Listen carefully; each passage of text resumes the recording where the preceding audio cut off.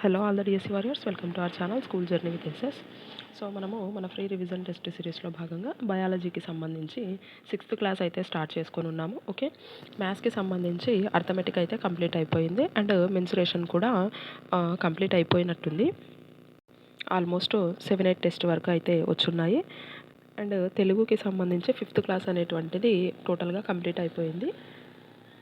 So all test playlist అయితే ఉంది మన ఛానల్లో. సో ఎవరైనా రాయని వాళ్ళు ఉంటే ఆ ప్లేలిస్ట్ ఓపెన్ చేసుకొని మీరు 5th క్లాస్ అనేటువంటిది మొత్తంగా ప్రాక్టీస్ చేయొచ్చు. అండ్ 3rd క్లాస్కి సంబంధించి 1 to 5 లెసన్స్ అయితే కంప్లీట్ అయిపోయినాయి. తెలుగుకి సంబంధించి రిమైనింగ్ కూడా చేస్తాము. మనము ఈరోజు శరీర కదలికలు అనేటువంటి చాప్టర్ నుంచి టెస్ట్లోకి అయితే వచ్చేసాము. అలాగే మన వాట్సాప్ ఛానల్ నుంచి మీరు నా యొక్క డిఎస్సికి నేను రాసుకున్నటువంటి నోట్స్ పీడిఎఫ్స్ అన్నీ కూడా నేను ఆల్రెడీ చాలా వరకు అక్కడ పోస్ట్ చేస్తున్నాను. సో వాటిని మీరు అక్కడ నుంచి డౌన్లోడ్ చేసుకోవచ్చు. తెలుగు చేస్తున్నాను అండ్ అలాగే ఇంగ్లీష్ కూడా కొన్ని టాపిక్స్ పోస్ట్ చేస్తున్నాను లెసన్ గ్రామర్కి సంబంధించి. అండ్ పోయెట్స్కి సంబంధించి సింపుల్ వేలో ట్రిక్స్ తోటిగా మనము లెసన్స్ మరియు పోయెట్స్ని ఎలా గుర్తుపెట్టుకోవాలి అనేటువంటిది కూడా నేను 3rd, 4th, 5th క్లాస్కి సంబంధించి వీడియోస్ అయితే చేస్తున్నాను. ఎవరైనా తెలియని వాళ్ళు ఉంటే మీరు వాటిని కూడా చూసి మీరు పోయెట్స్ని అయితే ఖచ్చితంగా గుర్తుపెట్టుకోండి. ఓకే, సో నా డిఎస్సిలో నాకు పోయెట్స్ మీద 2 బిట్స్ అయితే వచ్చున్నాయి అండ్ రిమైనింగ్ వేరే సెషన్స్లో మనకు 3 బిట్స్ దాకా కూడా వచ్చున్నాయి పోయెట్స్ మీద. ఓకే, సో మన సిలబస్ పరిధిలో ఉన్నటువంటి పోయెట్స్ వరకు మనం నేర్చుకుంటే సరిపోతుంది. సో ఎక్స్ట్రా కాకపోయినా మన సిలబస్ పరిధిలో మనకి ఏమున్నాయి సో వాటినైనా మనము చూసుకుంటే సో వాటిలో నుంచే మనకు బిట్స్ రావడానికి 100% ఛాన్స్ ఉంది. రైటా?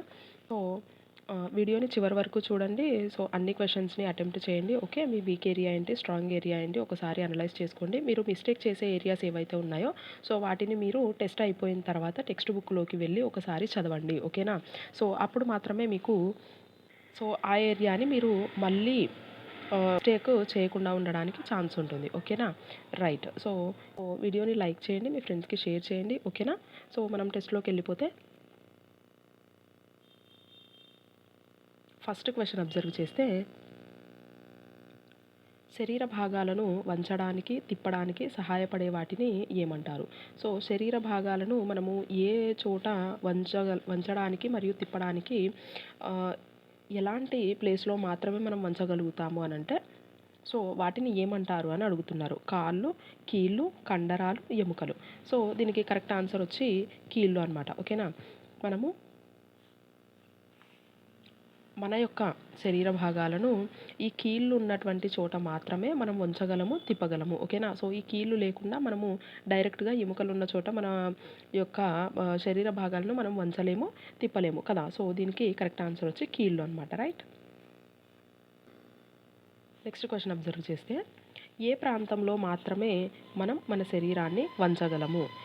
కండరాలు కలిసే ప్రాంతంలో, ఎముకలు కండరాలు లేని ప్రాంతంలో, ఎముకలు కలిసే ప్రాంతంలో, ఎముకలు కండరాలు కలిసే ప్రాంతంలో. ఓకేనా? సో క్వశ్చన్ మనం బాగా అబ్జర్వ్ చేస్తే ఇలాంటి ఆప్షన్స్ వచ్చినప్పుడు మనము కన్ఫ్యూజన్కి గురవుతాం. ఓకే, సో కొద్దిపాటి కన్ఫ్యూజన్ అనేటువంటిది ప్రతి ఒక్కరిలోనూ సహజం. అందుకని మనం ఏం చేయాలి, ఆప్షన్స్ని బాగా అర్థం చేసుకోవాలి. సో ఇలాంటి ఆప్షన్స్ వచ్చినప్పుడు మనం ఎప్పుడు కరెక్ట్ ఆన్సర్ పెట్టగలుగుతామని అంటే కంటెంట్ మీద మనకి ఫుల్ గ్రిప్ ఉన్నప్పుడు మాత్రమే మనం ఇలాంటి క్వశ్చన్స్ వచ్చినప్పుడు ఆన్సర్స్ చేయగలుగుతాం. ఓకేనా? సో కంటెంట్ అనేటువంటిది చదివేటప్పుడే మనం క్లియర్ కట్గా నేర్చుకోవాలి. రైట్. సో ఇప్పుడు దీనికి ఆన్సర్ వచ్చి ఏమవుతుంది అని అంటే ఎముకలు కలిసే చోట. ఓకేనా? సో ఎముకలు కలిసే ప్రాంతంలో ఇప్పుడు ఒక ఎముక మరియు ఇంకొక ఎముక ఈ కలిసే ప్రాంతంలో మనకి ఏం ఏర్పడుతుంది, కీలు అనేటువంటిది ఏర్పడుతుంది. ఓకేనా?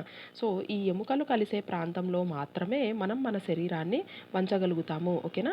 సో ఆప్షన్ 3 ఈజ్ కరెక్ట్ అనమాట. నెక్స్ట్ క్వశ్చన్ అబ్జర్వ్ చేస్తే మెడను తలతో కలిపే కీలు మరియు మోకాలు మోచేతులలో ఉండేటటువంటి కీలు వరుసగా. సో ఇలాంటప్పుడు మనము అన్ని ఆప్షన్స్ చదివేకి ముందు ఓకే అన్ని ఆప్షన్స్ చదవడానికి ముందు మనం ఏం చేయాలి, సో ముందుగా మనం ఆన్సర్ని కనుక్కోవాలి. ఓకేనా?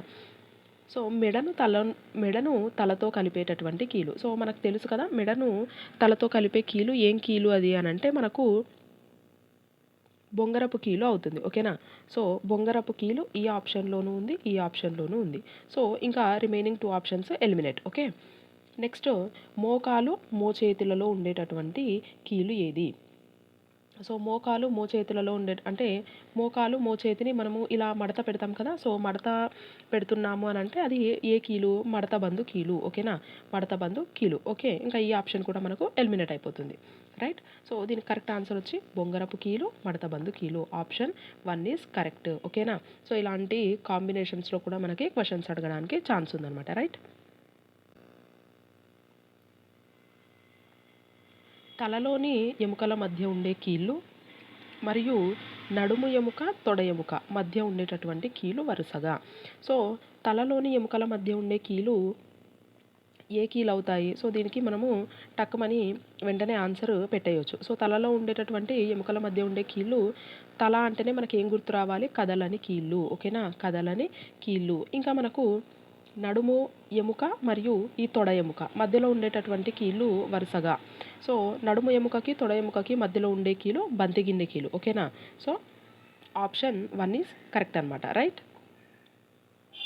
క్వశ్చన్ అబ్జర్వ్ చేస్తే మానవుని శరీరంలో పుట్టినప్పుడు మరియు యుక్త వయసులోని ఎముకల సంఖ్య వరుసగా.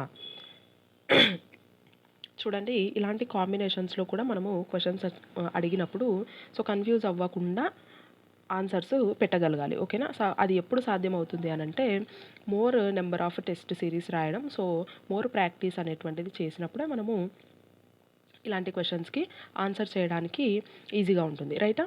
సో మానవుని శరీరంలో పుట్టినప్పుడు మనకు ఎముకల సంఖ్య ఎక్కువగా ఉంటుంది. యుక్త వయసు వచ్చేసరికి ఆ ఎముకలన్నీ కొన్ని ఎముకలు ఒకదానితో ఒకటి కలిసిపోయి ఒకే ఎముకగా మారడం వల్ల ఎముకల సంఖ్య అనేటువంటిది తగ్గుతుంది. ఓకే, సో ఇప్పుడు పుట్టినప్పుడు సంఖ్య ఎక్కువ ఉండాలి, యుక్త వయసులోకి వచ్చినప్పుడు సంఖ్య తక్కువగా ఉండాలి. ఓకే, సో ఇక్కడ చూస్తే ఈ 2 ఆప్షన్స్ అలాగే ఉన్నాయి. ఓకేనా, ఈ 2 ఆప్షన్స్ అనేవి అలాగే ఉన్నాయి. ఇప్పుడు ఎగ్జాక్ట్ నెంబర్ అనేటువంటిది మనకు కావాలి.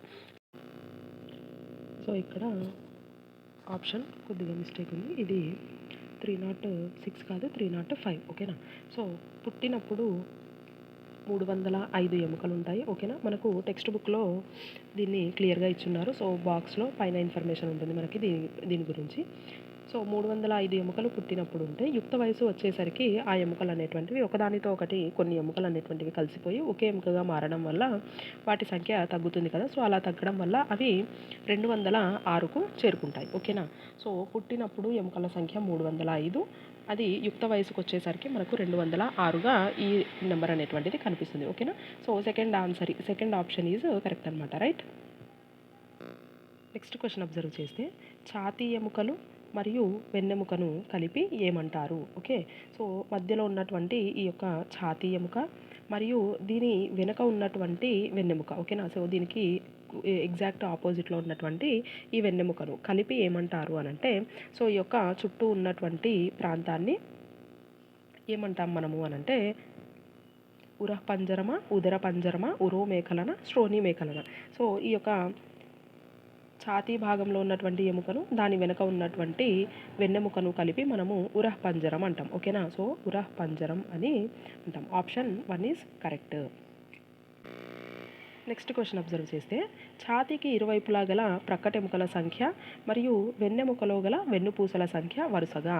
ఓకే, సో ఛాతీకి ఇరువైపులా ఎన్ని ప్రక్కటెముకలు ఉంటాయి మనకు అనంటే 20, 25, 30, 33, 35, 38, 12, 33 ఆప్షన్స్ ఇలాగా ఉన్నాయి.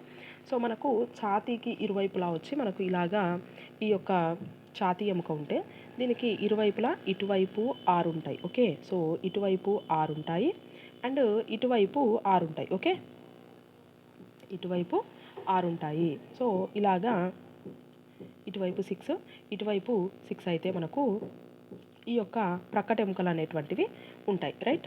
సో ఇటువైపు 6 అంటే టోటల్గా మనకు ఎన్ని ప్రక్కటెముకలు ఉంటాయి? 12 ప్రక్కటెముకలు అనేటువంటివి ఉంటాయి. ఓకే, ఛాతీ ఎముకకు ఇరువైపులా మనకు 12 ప్రక్కటెముకలు ఉంటాయి. ఓకే, 4th ఆప్షన్లో ఉంది చూడండి, 12. అండ్ అలాగే వెన్నుపూసలు. ఓకే, మనకు వెన్నెముకలో ఉండేటటువంటి వెన్నుపూసల సంఖ్య వచ్చి 33. ఓకేనా, సో టెక్స్ట్ బుక్లో మనకు క్లియర్గా ఇన్ఫర్మేషన్ ఇచ్చున్నారు. సో వెన్నెముకకు మనకు లోపల ఇలాగా వెన్నుపూసలు ఉంటాయి కదా. సో ఈ వెన్నుపూసలు అనేటువంటివి సో ఈ షేప్లో ఇలా ఉంటాయన్నమాట. ఇలాగా సో ఇలాగా ఉన్నటువంటి వెన్నుపూసలు ఎన్ని ఉంటాయి ఈ యొక్క వెన్నెముకలో అంటే 33. ఓకేనా, 33 వెన్నుపూసలు అయితే ఉంటాయి. So 4th option is correct అనమాట. నెక్స్ట్ క్వశ్చన్ అబ్జర్వ్ చేస్తే మన శరీరంలో మృదులాస్థి కలిగిన భాగాలు ఏవి? ఓకేనా, చెవితమ్మె, శరీరంలోని కీళ్ళు, ముక్కు చివర, పైవన్నీ. ఇది very very very very important question. ఎందుకు అంత ఇంపార్టెంట్ క్వశ్చన్ అని అంటే, సో ఒక్కసారి మీరు వీడియోని పాజ్ చేస్తే మీరు దీనికి ఆన్సర్ ఏం పెడతారు అనేటువంటిది మీరు ఒకసారి చూసుకోండి. ఓకే, సో దీనికి 99% వరకు టెక్స్ట్ బుక్ను కరెక్ట్గా చదివిన వాళ్ళు తప్ప అందరూ కూడా పైవన్నీ అనేటువంటి ఆన్సర్ని ఎంచుకుంటారు. కానీ ఈ ఆప్షన్ తప్పు. ఓకే, ఈ ఆప్షన్ తప్పు. ఎందుకు తప్పు అనంటే,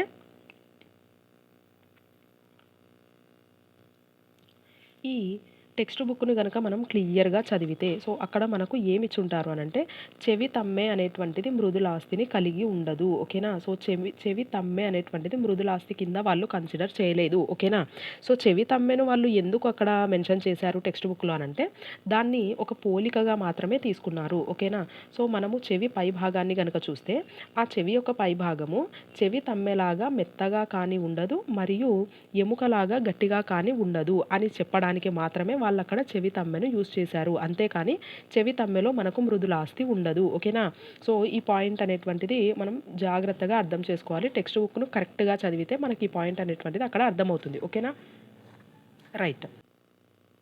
సో మనకు శరీరంలో మృదులాస్తి కలిగిన భాగాలు అనంటే ఇక్కడ ఇచ్చిన ఆప్షన్స్లో టెక్స్ట్ బుక్ పరంగా మనకున్నది శరీరంలోని కీళ్ళు. ఓకేనా, శరీరంలోని కీళ్ళు అనేటువంటివి మనకు మృదులాస్తిని కలిగి ఉంటాయి. టెక్స్ట్ బుక్ ప్రకారంగా మనకు మృదులాస్తిని కలిగిన భాగాలు ఏమేమి ఇచ్చున్నారు అనంటే, శరీరంలోని కీళ్ళు ఇచ్చున్నారు, మరియు అలాగే చెవి యొక్క పై భాగం. ఓకేనా, చెవి యొక్క పై భాగము మరియు శరీరంలోని కీళ్ళు, ఇవి రెండు మాత్రమే మనకు 6th క్లాస్ టెక్స్ట్ బుక్ పరంగా మృదులాస్తికి సంబంధించి ఇచ్చినటువంటి పార్ట్స్ అనమాట. ఓకే, సో చెవి తమ్మె అనేటువంటిది ఎట్టి పరిస్థితుల్లోనూ మృదులాస్తిని కలిగి ఉంటుంది అని మనం భావించకూడదు. ఓకేనా, సో టెక్స్ట్ బుక్ను మీరు మళ్ళీ ఒకసారి క్లియర్గా చదవండి. చదివితే మీకు ఈ పాయింట్ అనేటువంటిది ఖచ్చితంగా అర్థమవుతుంది. రైట్, సో దీనికి ఆన్సర్ వచ్చి శరీరంలోని కీళ్ళు. ఓకే, నెక్స్ట్ క్వశ్చన్ అబ్జర్వ్ చేస్తే సంకోచించినప్పుడు కండరం అనేటువంటిది ఎలా మారుతుంది అంటున్నారు.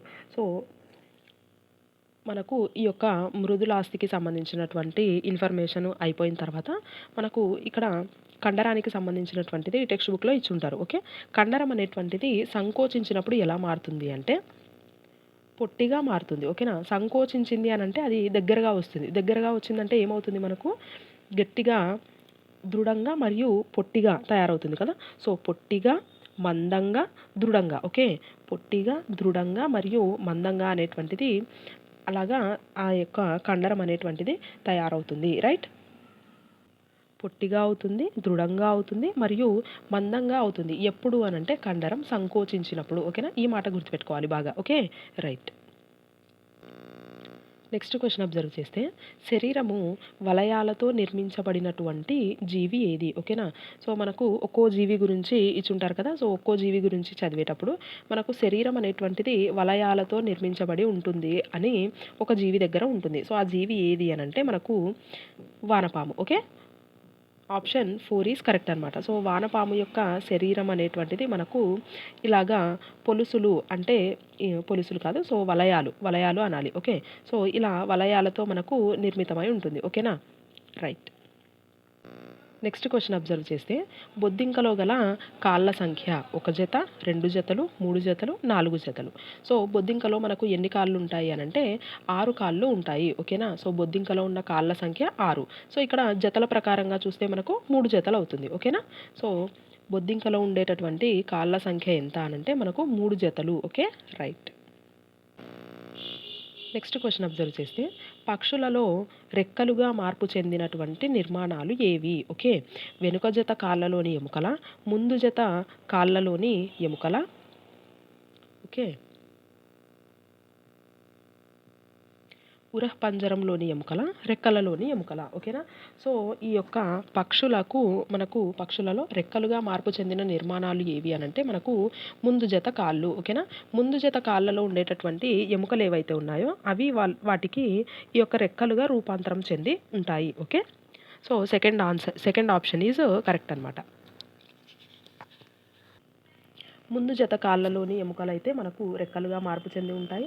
అలాగే వెనుక జత కాళ్ళలోని ఎముకలు దృఢంగా ఉండి వాటికి నడవడానికి మరియు చెట్ల పైకి ఎక్కడానికి వాటికి సహాయం చేసేవి ఏవి అంటే వెనుక జత కాళ్ళు. ఓకేనా. ముందు జత కాళ్ళు మాత్రం వాటికి రెక్కలుగా రూపాంతరం చెంది ఎగరడానికి సహాయపడతాయి. రైట్. నెక్స్ట్ క్వశ్చన్ అబ్జర్వ్ చేస్తే చేపలు చలనానికి ఉపయోగపడేటటువంటి అవయవాలు ఏవి? ఓకేనా. సో చేపలు కదలాలంటే వాటి యొక్క చలనానికి ఉపయోగపడేటటువంటి కొన్ని అవయవాలు ఉంటాయి. అవి ఏవి అని అడుగుతున్నారు. వాజాలు, తోక, పడవ ఆకారం కలిగినటువంటి శరీరము, పైవన్నీ. సో దీనికి ఆప్షన్ ఏమవుతుంది? పైవన్నీ అనేటువంటిది ఆన్సర్ అవుతుంది. Okay. Option 4 is correct. So చేప యొక్క చలనానికి వాజాలు కావాల్సిందే, తోక కూడా కావాల్సిందే, మరియు దాని యొక్క పడవ ఆకారం కలిగినటువంటి శరీరం కూడా కావాల్సిందే. ఓకేనా. సో వీటన్నింటి కారణంగానే అది దాని యొక్క చలనాలను చూపుతుంది. రైట్. సో ఈ యొక్క వాజాలు అనేటువంటివి ఎలా ఉంటాయి అని అంటే సో బల్లపరుపుగా ఉంటాయి కదా. అండ్ ఈ తోక వచ్చి మనకు దాని యొక్క చలన దిశలో ఎలా ఉంటుంది అని అంటే తల అనేటువంటిది ఒకవైపు ఉంటే ఆ చేపకు సంబంధించి తల అనేటువంటిది ఒకవైపు ఉంటే ఈ యొక్క తోక అనేటువంటిది దాని యొక్క వ్యతిరేక దిశలో ఉంటుంది అని మనకు ఇక్కడ టెక్స్ట్ బుక్లో అయితే ఇచ్చుంటారనమాట ఇన్ఫర్మేషన్. ఓకేనా. సో తల ఒకవైపు ఉంటే అండ్ దాని యొక్క తోక అనేటువంటిది దాని యొక్క వ్యతిరేక దిశలో ఉంటుంది అని మనకు దీని యొక్క ఇన్ఫర్మేషన్ అయితే ఉంటుంది. ఓకేనా. అండ్ దాని యొక్క శరీరాన్ని దేంతో పోల్చారు అని అంటే పడవ ఆకారంతో పోల్చడం జరిగింది. రైట్. నెక్స్ట్ క్వశ్చన్ అబ్జర్వ్ చేస్తే గైట్ ఆఫ్ యానిమల్స్ పుస్తకాన్ని రచించింది ఎవరు? ఓకేనా. So very very important book మనకు ఈ లెసన్ పరంగా. సో గైట్ ఆఫ్ యానిమల్స్ అనేటువంటి బుక్ను రాసింది ఎవరు అంటే మనకు అరిస్టాటిల్. ఓకే. అరిస్టాటిల్ అనేటువంటి శాస్త్రవేత్త ఈ గైట్ ఆఫ్ యానిమల్స్ అనేటువంటి పుస్తకాన్ని రచించారు. నెక్స్ట్ క్వశ్చన్ అబ్జర్వ్ చేస్తే ఐక్యరాజ్య సమితి అంతర్జాతీయ యోగా దినోత్సవంగా ప్రకటించిన తేదీ ఏది? ఓకేనా. June 12, July 12, June 21, July 21. Okay. దీనికి కరెక్ట్ ఆన్సర్ వచ్చి మనకి ఏమవుతుంది? So June 21. Okay. June 21 is the correct answer. So June 12న మనకు స్కూల్స్ అన్నీ రీఓపెన్ అయ్యేటటువంటి డే కదా. దీన్ని రివర్స్ చేస్తే మనకి ఏమొస్తుంది? యోగా డే వస్తుంది. ఓకే. సో అలాగా చిన్న హింట్ ద్వారా గుర్తుపెట్టుకోవచ్చు. రైట్. నెక్స్ట్ క్వశ్చన్ అబ్జర్వ్ చేస్తే క్రింది వాటిని సరిగ్గా జతపరచండి అంటున్నారు. సో పాము, చేప, పక్షి, బొద్దింక. ఇక్కడ 6 కాళ్ళు, మొత్తం శరీరము, వాజాలు, రెక్కలు, కాళ్ళు. సో అవి కదలడానికి ఉపయోగపడేటటువంటి భాగాలు ఇచ్చున్నారు. సో ఇక్కడ పాముకి కనుక చూస్తే మనకి మొత్తం శరీరం అనేటువంటిది ఉపయోగపడుతుంది. ఓకేనా. మొత్తం శరీరంతోనే అది పాకుతుంది కదా. సో దట్స్ వై దీనికి ఆన్సర్ బి అవుతుంది. దీనికి ఆప్షన్. చేపకు మనకి వాజాలు తోడ్పడతాయి, సి అవుతుంది. పక్షికి మనకు రెక్కలు మరియు కాళ్ళు రెండు కూడా సహాయపడతాయి కాబట్టి దీనికి డి అవుతుంది. అండ్ బొద్దింకకు వచ్చి మనకు 6 కాళ్ళు కదా. సో ఈ 6 కాళ్ళు దానికి నడవడానికి మనకు తోడ్పడతాయి. ఓకే. 3 జతల కాళ్ళు. So BCDA. So third option is correct అనమాట. BCDA. So third option is correct. Next question observe చేస్తే క్రింది వాటిలో సరి అయిన వాక్యాన్ని గుర్తించండి అంటున్నారు. తలను తిప్పడానికి బొంగరపు కీలు ఉపయోగపడుతుంది. బొంగరపు కీలును ఒక స్తూపాకార ఎముక ఒక ఉంగరం ఆకారంలో తిరుగుతుంది. ఓకే. బొంగరపు కీలులో ఏమవుతుందంటే ఒక స్తూపాకార ఎముక ఒక ఉంగరం ఆకారంలో తిరుగుతుంది. ఎముకలను వంచలేము. కీళ్ళ వద్ద కూడా ఎముకలు ఉంటాయి. ఓకే. కీళ్ళ వద్ద కూడా ఎముకలు ఉంటాయి. సో దీంట్లో మనకి సరి అయిన వాక్యాలు ఏవి అని కనుక చూస్తే సో తలను తిప్పడానికి బొంగరపు కీలే కదా మనకు ఉపయోగపడుతుంది. ఓకేనా. తలను తిప్పడానికి బొంగరపు కీలు ఉపయోగపడుతుంది. బొంగరపు కీలులో ఒక స్తూపాకార ఎముక ఒక ఉంగరం ఆకారంలో తిరుగుతుంది. సో ఇది కూడా కరెక్ట్ మనకు స్టేట్మెంట్. అండ్ ఇక్కడ ఎముకను వంచలేం. ఓకేనా. సో ఎముకలను మనము ఎప్పటికీ వంచలేం అనమాట. ఓకే. కీళ్ళు ఉన్న ప్రాంతంలో మాత్రమే మనం మన శరీర భాగాల్ని వంచగలం కానీ ఎముకలను వంచలేం. ఓకే. రైట్. నెక్స్ట్ కీళ్ళ వద్ద కూడా ఎముకలు ఉంటాయి. ఓకే. కీళ్ళ వద్ద కూడా మనకు ఎముకలు ఉంటాయి. సో దీనికి అన్ని కరెక్ట్ స్టేట్మెంట్సే కాబట్టి ఆప్షన్ 4 ఈజ్ కరెక్ట్ అనమాట. ఓకేనా. Option 4 is correct.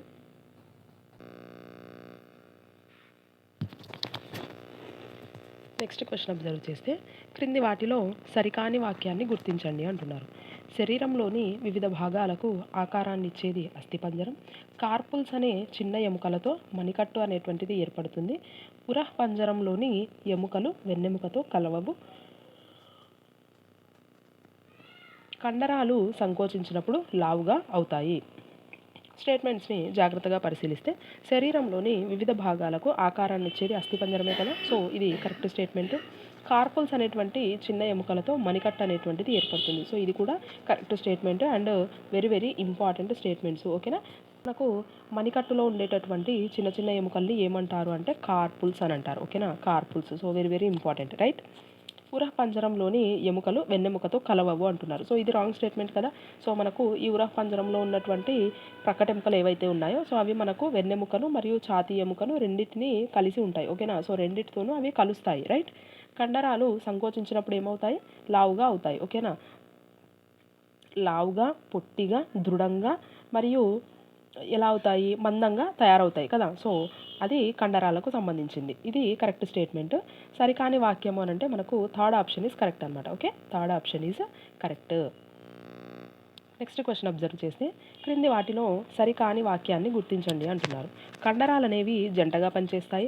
అవయవాల కదలికలకు కండరాలు అవసరం.